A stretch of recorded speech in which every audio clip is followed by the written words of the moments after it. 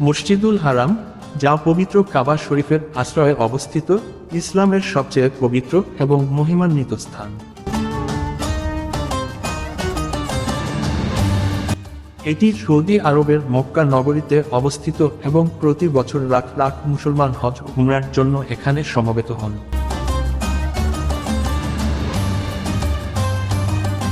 মসজিদুল হারামের কেন্দ্রবিন্দু হল কাবা, যা ইসলামের প্রথম ঘর এবং প্রতিটি মুসলমানের নামাজের কিবলা।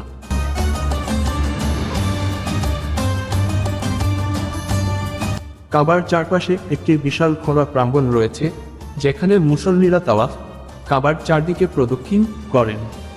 এছাড়া এখানে রয়েছে সাফা মারওয়া পর্বতদ্বয়ের মধ্যবর্তী সাই করার স্থান, যা হজ এবং উমরার একটি গুরুত্বপূর্ণ অংশ। মসজিদটি বিশাল আকারে সম্প্রসারণ করা হয়েছে এবং এটি বিশ্বের অন্যতম বৃহৎ মসজিদ।